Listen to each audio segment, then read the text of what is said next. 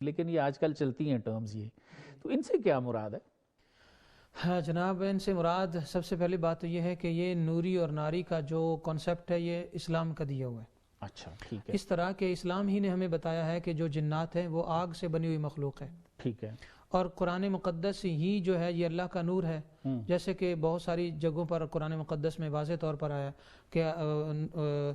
قد جاءکم من اللہ نور و کتاب مبین۔ اچھا یہاں سے لوگوں نے یہ اخذ کیے ہیں جی، سورہ مائدہ کی آیت نمبر 15 ہے، تحقیق آ گیا تمہارے پاس نور اور روشن کتاب۔ تو جو نور ہے اس سے مراد تو آقا علیہ السلام کی ذات ہے، مگر کتاب مبین روشن کتاب یعنی نور والی کتاب۔ صحیح، تو یہ نوری اور ناری کا جو کانسیپٹ ہے یہ اسلام ہی نے ہمیں بتایا۔ دوسری بات یہ ہے کہ جو نوری اور ناری والا معاملہ ہے وہ یہ ہے کہ نور ہے قرآن اور نار ہے بلیک میجک یعنی جادو،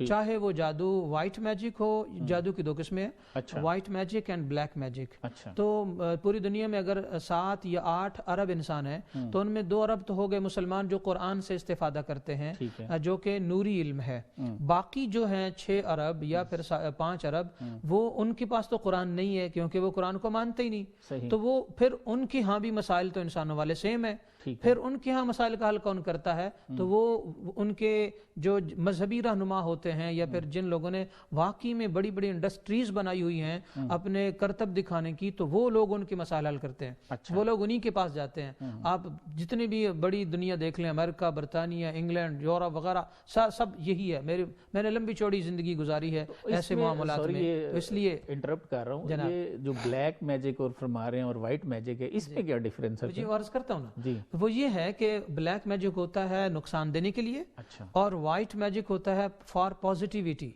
یعنی black magic is for negativity and white magic جو ہے نا وہ پازیٹیوٹی کے لیے۔ یوں کہہ لیں کہ بلیک میجک نقصان دینے کے لیے اور کسی کا برا چاہنا ہو، بیمار کرنا ہے، کاروبار بیٹھ جائے، ایکسیڈنٹ ہو جائے، کامیابی نہ ملے، رشتہ ٹوٹ جائے وغیرہ، تو اس کے لیے بلیک میجک۔ اور جس کے لیے چاہیں کہ بیمار ہے ٹھیک ہو جائے، اور اولاد نہیں ہو رہی تو ہو جائے، اور پڑھائی میں نہیں چل رہا تھا دماغ چل جائے، تو اس کے لیے وہ وائٹ میجک یوز کرتے ہیں۔ یہی وجہ ہے کہ جو بلیک میجک ہے اس کے اندر شرکیہ الفاظ ہوتے ہیں، اور وائٹ میجک میں بھی شرکی الفاظ ہوتے ہیں کہ شیاطین اور عزازیل اور ہاروت اور شداد، فرعون، قارون وغیرہ سے مدد مانگی جاتی ہے، تو یہ شرکی الفاظ ہیں اور یہ کفر ہے چونکہ یہ غیر اللہ سے مدد ہے۔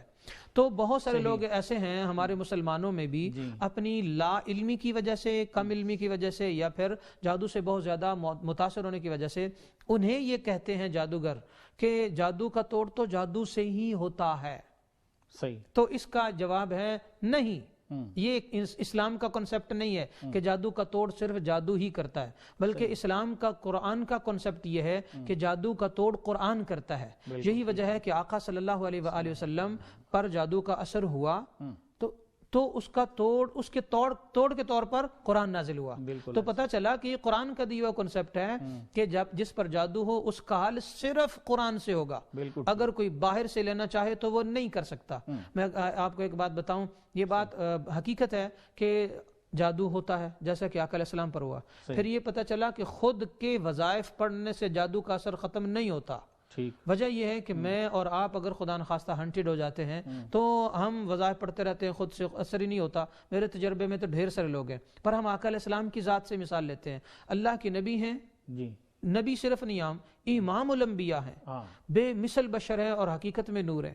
اللہ کا جلوہ دیکھنے والی ہستی ہیں، ان پر قرآن نازل ہوتا ہے، میرے اور آپ پر 5 نمازیں فرض ہیں، ان پر 6 نمازیں فرض ہیں انکلوڈنگ تہجد ہے، اور یہ اشراق اور چاشت اور اوابین بھی آپ پڑھتے ہیں۔ تو جو خود صاحب قرآن ہیں ان کی روحانیت اور روحانی پاورز اور ان کی نورانیت کا عالم کیا ہوگا؟ اس کے باوجود جب آقا علیہ السلام پر یہودیوں نے جادو کیا تو آپ کا سر انور، آپ کا دماغ مبارک، آپ کے شولڈرز مبارک جو ہیں وہ شدید وزنی رہتے اور آپ کو اپنے سر انور میں پین رہتا، یہ علامات ہیں۔ تو ان کو ختم کرنے کے لیے فلق اور ناس نازل ہوئیں، جیسے کہ آپ نے پہلے بھی ذکر کیا۔ تو نازل ہوئیں، آقا علیہ السلام نے ان کو پڑھا، اور آقا علیہ السلام کا معجزہ تھا کہ گرہیں خود بخود کھلتی چلی گئیں۔ ایک پتلا تھا جس کے سر میں اور جس کے کندھوں میں سوئیاں تھیں، اور آقا علیہ السلام نے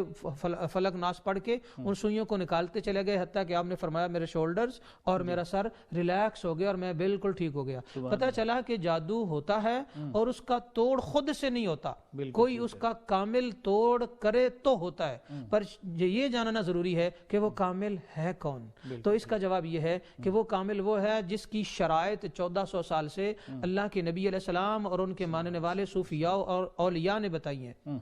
وہ صرف 4 شرائط ہیں، کوئی لمبی چوڑی بات نہیں. جو شرائط طریقت ہیں، شرائط بیعت ہیں، وہی شرائط ہیں روحانی علاج کی. سب سے پہلے کہ جس سے آپ توڑ کروانے جا رہے ہیں وہ عالم فاضل ہونا چاہیے،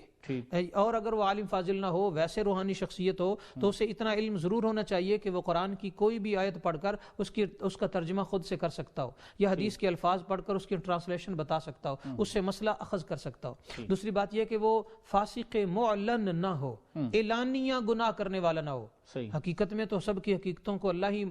جو ہے نا وہ جانتا ہے، ظاہری طور پر وہ اعلانیہ گناہ گار نہ ہو. اور پھر تیسری شرط یہ ہے کہ وہ صاحب نسبت ہو، یعنی خود سے عامل نہ بنا ہو، خود سے وہ تعویذ دینے کے لیے یا خود سے وظائف بتانے والا شیخ الوظائف نہ بنا ہو، بلکہ وہ کسی کا خلیفہ ہو. کیونکہ جو نوری علم ہے، جس طرح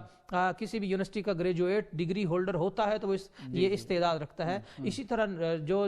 روحانی علاج کرنے والا ہے وہ بھی سینہ بہ سینہ یہ علم ہے، اور اس کی چلہ کشیاں کرنے کے بعد کوئی اس قابل بنتا ہے. چوتھی اور آخری شرط یہ ہے کہ وہ لالچی نہ ہو. یعنی حدیث بخاری کی حدیث سے یہ ثابت ہے کہ ایک دم کے بدلے میں صحابہ کرام نے 30 بکریاں لی ہیں، مگر اس کا مطلب یہ نہیں کہ اگلے کا گھر ہی لوٹ لو. تو اس طرح جب کوئی روحانی علاج کرتا ہے تو وہ اپنا معاوضہ لے سکتا ہے، یہ باقاعدہ فتوے کی بات ہے تمام مسالک میں. مگر اس طرح کا نہ بندہ ہو کہ وہ ہے بھی گنہگار، ہے بھی جادوگر، ہے بھی ظالم، وہ رحم نہیں کرتا اور وہ اتنا زیادہ معاوضہ مانگتا ہے کہ لوگوں کے لیے وہ افورڈیبل ہی نہیں ہے، اور وہ خلاف شرع کام کرتا ہے، صاحب نسبت بھی نہیں ہے. تو ایسے کسی بھی عامل کے پاس، کسی بھی اس طرح کے بندے کے پاس جانا بالکل بھی جائز نہیں ہے. تو کسی بھی اس ہستی سے ہمیں رابطہ کرنا چاہیے جو کہ واقعی میں اہلیت والے ہیں اور ان شاید پر پورے اترتے ہیں. تو وہ ناری علم کے اوپر نوری علم کو غالب کر کے انسان کی زندگی میں لگی ہوئی آگ، چاہے وہ کسی بھی طرح کی ہو،